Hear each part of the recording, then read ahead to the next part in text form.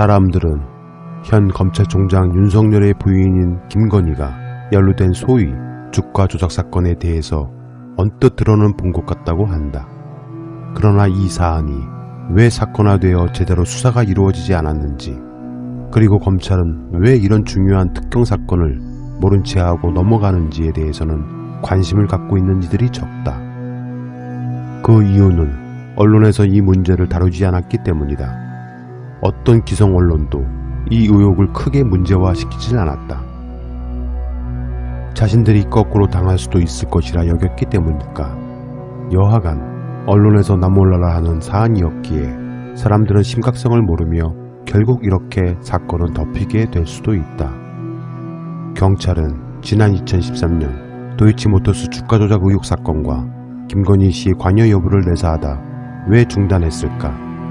경찰의 내사가 정식 수사로 전환되지 못한 이유가 금감원에서 수상한 금전거래 관계에 대한 자료를 넘겨주지 않는 비협조 때문이라 했다. 공시자료를 토대로 분석을 해보면 도이치모터스 권오수 회장과 김건희 씨는 10여 년 전부터 최근까지 수상한 금전거래 관계를 지속한 것으로 확인된다. 경찰이 내사를 벌인 주가 조작 의혹은 그 시점으로 보면 권 회장과 김 씨 사이에 오랫동안 계속된 수상한 거래의 딱 중간 시점에 벌어진 일이다. 경찰 보고서에 따르면 김건희 씨의 주가 조작 가담 의혹 시점인 2010년 2월을 기준으로 김건희 씨가 도이치모터스의 주주였다는 대목이 나온다. 사실일까? 도이치모터스의 공시자료를 살펴보면 실제 김건희 씨가 당시 도이치모터스의 주주였던 근거를 발견할 수 있다. 도이치모터스의 우회상장 넉 달 뒤인 2009년 5월 19일 도창섬유라는 회사가 도이치모터스 주식 124만 주 가운데 24만 8천 주 약 8억 원어치를 장외 매도했는데 그 상대방 이름이 바로 김건희 윤석열 총장의 아내였다. 주식시장에 널리 알려진 방법이 있다. 어떤 특정 장외 기업이 현행법으로 주식 상장을 하기 위해선 복잡한 절차와 시간을 소요해야 한다. 그래서 손쉽고 빠르게 상장할 수 있는 방법이란 것이 법망을 교묘하게 우회하는 방식이다. 그것이 바로 우회상장이다. 즉 이미 기존에 상장되어 있는 장내 기업을 합병, 주식교환, 가교회사 설립, 제3자 배정, 유상증자 등을 통해 경영권을 취득해서 주식거래소에 상장하는 방식이다. 다른 말로 뒷문상장이라고도 한다. 비상장 기업이 정식 절차를 통해 상장시킬 자신이 없을 경우 많이 행하는 방식으로 국내외의 우회상장 사례는 너무도 많다. 우회상장의 문제점은 오래전부터 대두되어 왔다. 특정 기업을 비방할 목적은 없지만 하나의 예를 들어보겠다. 한때 우회상장의 문제점에 대해 업계에서 떠들썩했던 사안이었기 때문이다. JYP 엔터테인먼트라는 우회상장 중 유명한 케이스가 있다. 당시 가수 B가 대주주였던 제이툰 엔터테인먼트를 인수한 후 박진영과 미스 A가 제이툰과 새로 계약을 맺은 후 사명을 주 JYP 엔터테인먼트로 바꾸고 원래 JYP 엔터테인먼트를 주 JYP로 바꾸었다. 당시 금융당국에선 상상도 하지 못할 방법이라고 할 정도였다. 즉, 더 쉽게 설명을 하자면 원래 홍길동집이란 비상장 회사가 특정 상장 회사를 사들여 그 회사 사명을 주 홍길동집으로 바꾸고 본래 홍길동집이란 회사는 주 홍길동으로 바꾸는 것이다. 대중은 집이 빠진 것을 개의치 않는다. 그냥 홍길동집이 주 홍길동집이 된 것이라 생각한다.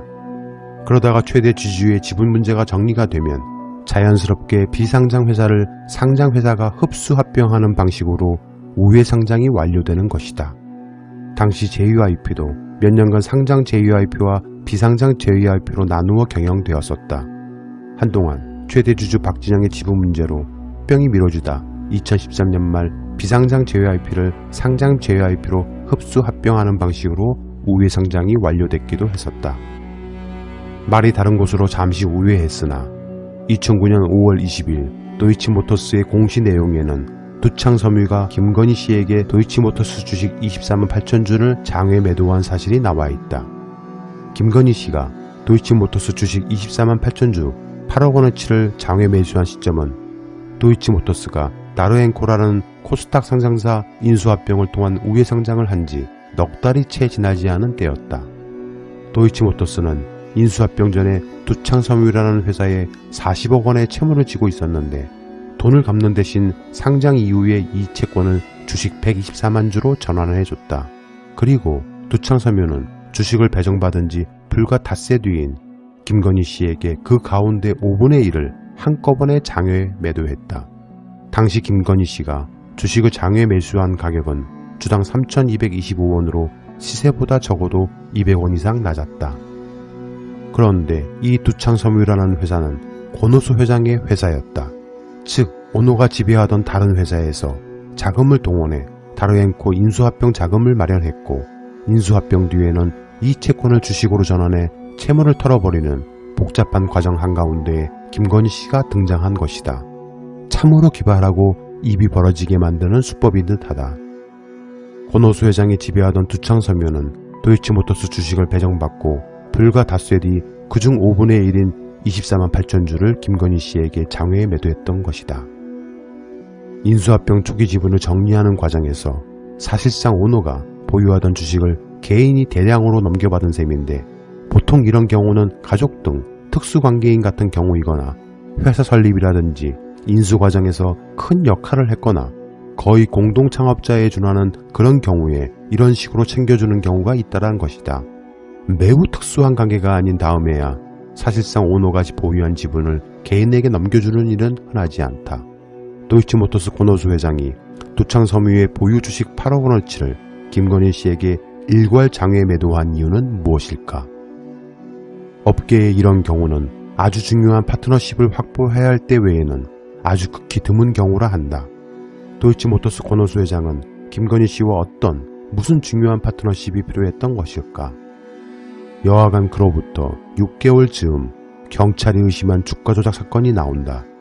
경찰 보고서에 따르면 이 작전은 2009년 11월 무렵부터 2011년 11월쯤까지 이루어졌고 김건희 씨는 2010년 2월 초 여기에 가담했다. 만약 경찰에 내사했던 주가 조작 의혹이 사실이라면 그리고 김건희 씨가 2009년 5월에 매입한 주식 8억 원어치를 주가 조작 의심 시기에 최고점에 팔았다면 김건희 씨는 주당 3,225원에 사들인 주식 24만 8천 주를 8,380원에 팔아 12억 원 이상의 차익을 봤을 것으로 추정된다. 김건희 씨의 해당 주식 매도 시점은 확인되지 않았다. 경찰 보고서에 등장하는 주가 조작 선수 이모 씨의 자필서에 따르면 김건희 씨는 자신의 주식 외에도 10억 원이 제출된 증권사 계좌를 이 씨에게 맡긴 것으로 보인다. 이 투자금 10억 원에서 발생했을 이득은 위 12억 원이라는 이득 추정치에 포함되지 않는다. 이 모든 내사 수사가 사실로 밝혀졌다면 주식 차익 12억 이상, 투자금 10억에 대한 이익금 등 최소 수십억에서 100억에 이르는 막대한 이득을 김건희 씨는 남겼을 것으로 추측된다. 도대체 무슨 이유로 도이치모터스 권오수 회장은 김건희 씨와 무슨 관계이길래 이토록 챙겨주었을까? 이뿐만이 아니라 김건희가 윤석열 총장과 결혼한 이후에도 도이치모터스는 도이치파이낸셜이라는 자동차 할부 금융회사를 통해 주식 40만 주 2억 원어치를 김건희 씨에게 배정한다. 주식의 가격은 주당 500원 액면가 그대로였다. 이 일로 김건희는 도이치파이낸셜의 5번째 대주주의 이름을 올렸다. 이렇게 액면가 그대로 특정 개인에게 주식을 넘겨주는 경우는 오노 가족 외엔 없다. 권 회장과 김건희는 가족이기라도 한 것일까?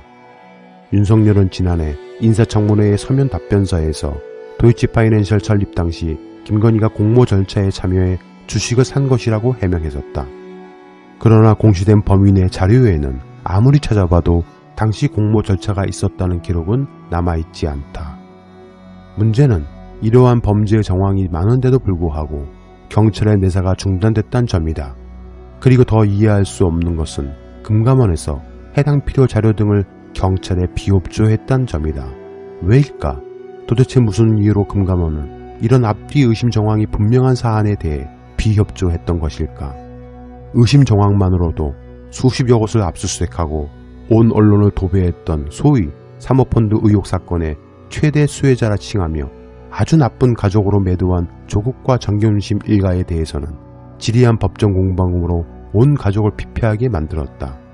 결국 법정에서 오천조카 조범동에게 빌려준 돈으로 밝혀진 정말 아무것도 아닌 사건으로 파렴치한 가족으로 만들었던 검찰.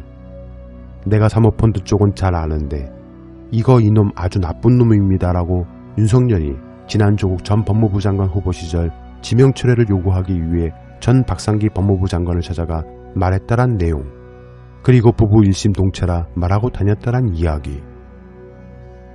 과연 그는 자신의 부인에 대한 범죄 의심에 대해서는 왜 아직도 함구하고 있는 것인지, 그리고 도이치모터스 권오수 회장과 김건희와는 도대체 어떤 사이인지 그것이 알고 싶다.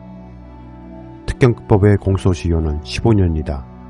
2009년 11월부터 사건이 시작된 것을 감안하면 이제 2년 남짓 남았다. 지금이라도 제대로 이 사안을 수사해야 한다. 시간이 얼마 없다. 이대로 진실을 묻어버릴 수는 없다. 윤석열이 총장에 지명되고 청와대 인사검증팀과 민정팀 등은 여러 경로를 통해 본 사안을 들여다본 것으로 보인다. 그러나 경찰이 내사정결했고 금감원 등에서 비협조적으로 나오는 바람에 의혹과 정황만으로는 이를 문 대통령에게 보고할 수 없었을 것이다. 다만 여러 경로를 통해 윤석열 부인인 김건희에 대한 첩보를 입수, 그 진위 여부를 파악하고 있었던 것으로 보인다. 그러던 와중에 윤석열은 대외적으로 자신이 총장 후보에 지명되면 검경 수사권 조정 등 검찰개혁에 반대하지 않고 열심히 할 것이란 제스처를 취했다. 청와대는 이 부분을 고려하지 않을 수 없었을 것이다. 당시 문재인 정부는 검찰총장 후보에 대해 많은 고심이 있었던 것 같다. 일단 속칭 기수 파괴라는 사시 기수를 5기수까지 벌려 파격적인 지명을 할 경우 검찰 내부의 반발이 우려됐다. 그것은 당시 검찰뿐만 아니라 법무부 내부에도 수많은 검찰 출신들이 있었기에 쉽지 않은 일이었다. 윤석열은 사시 23기이다. 그리고 당시 검찰 내에는 19기들도 있었다. 그래서 19기에서 23기 이내에서 후보군을 추렸다. 문제는 문재인 대통령의 검찰개혁 의지를 관철하기 위해서는 낡고 서열 중시의 기존 검찰 조직 문화의 쇄신의 필요성이 대두됨으로 인해 기수가 제일 낮은 사람을 선택하기로 마음먹었던 것 같다. 당시 후보로는 봉욱 대검찰청 차장검사, 김호수 법무부 차관, 이금로 수원고검장, 윤석열 서울중앙지검장 등 4명이었다. 또한 무엇보다 가장 결정적인 요인은 당시 윤석열은 전 대통령 2명을 기소하여 공소를 유지 중인 장본인이었기에 민주진보권에서 대대적인 신망을 받고 있었다. 즉 민주진영에서 문재인 대통령에게 윤석열을 총장으로 지명해야 한다는 다양한 목소리와 압력이 있었다고 한다. 문재인 대통령은 윤석열이 검찰개혁을 제대로 해줄 것이라 믿었다. 검찰이 스스로 움직이지 않으면 검찰개혁은 이루어지지 않을 것이고 후보자 중 검찰개혁 의지를 대외에 천명한 사람은 윤석열이 유일하기도 했기 때문일 것이다. 문재인 대통령은 많은 고심과 고민을 하였을 것이다. 검찰개혁 방안은 역대 정부에서 오랜 세월 요구되어 왔지만 누구도 그 어떤 정부도 해내지 못했던 일이다. 특히 검찰개혁의 결정 과정에 검찰이 스스로 참여함으로써 검찰이 개혁의 대상에 머무르지 않고 개혁의 주체가 되기를 희망했다. 윤석열 일가에 대한 장모와 처의 문제는 법적으로 딱히 범죄 사실이 입증된 것이 없었으며 숱한 의혹만이 난무하고 있던 상황이었다. 당시 검찰은 기를 쓰고 이 문제를 덮고 있었다. 그렇게 외부로 드러나지도 법적으로 어떻게 할 수 없는 사안이었다. 오히려 피해자들이 사기꾼으로 몰려 감옥에 갇히는 신세가 되기도 하였다. 인사검증팀 및 민정팀의 일부는 윤석열의 총장 지명을 극구 반대했었다고도 한다. 하지만 위와 같은 여러 상황을 종합하여 문재인 대통령은 그를 지명할 수밖에 없었다. 결국 조국 전 법무부 장관과의 환상적인 조합은 꿈같은 희망, 물거품이 되어버렸다. 잘못된 인사는 모든 것을 어렵게 만든다. 매 인사 때마다 문재인 대통령의 의지대로 그들이 움직여준다라면 우리 사회는 훨씬 달라졌을 것이다. 그래서 인사가 만사라 한다. 문재인 대통령의 인사에 대한 믿음을 배신으로 갚는 사람들이 현 정부에 많다. 그렇게 실패한 인사는 모든 부분에서 개혁이 늦춰질 수밖에 없는 이유이기도 하다. 그렇다고 실패한 인사라 마음대로 임기 내에 자르거나 처벌할 수도 없다. 문제는 사람이다. 문재인 대통령이 모든 사람들에 대한 정보를 알 수도 없으며 파악할 수도 없다. 또한 검증을 제대로 하지 못한 검증팀에 문제가 있다고 볼 수도 없다. 의혹만으로는 최종 판단을 할 근거가 미약하기 때문이다. 법치국가란 대전제 하에서는 밝혀진 범죄 사실이 확실히 소명되어야 그에 기인한 합당한 인사를 할 수 있다. 당시로서는 최선이었을 듯 싶다. 그 누구라도 그 선택을 할 수밖에 없었을 것이다. 여하간 이 일은 다른 사람이나 사물의 부정적인 측면에서 가르침을 얻는다는 뜻으로 알려진 사자성어인 반면교사로 삼아야 한다.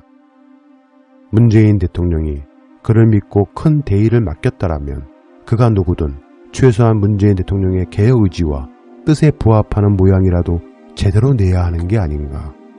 자리를 이용해 권력을 탐하고 그 자리를 자신의 탐욕으로 뒤바꿔버리려는 일부 어공들에게 일갈하고자 한다. 제발 당신을 그 자리에 앉힌 문재인 대통령의 얼굴에 먹칠만은 하지 말길 바란다. 검찰개혁과 공정의 가치는 문재인 정부의 가장 중요한 국정 목표이다. 언론에 대해서는 정부가 개입할 수 있는 영역이 아니다. 군사정권, 수구정권처럼 언론을 마음대로 할 수 없다. 그 결과 언론 자유도는 가히 세계적으로 높다.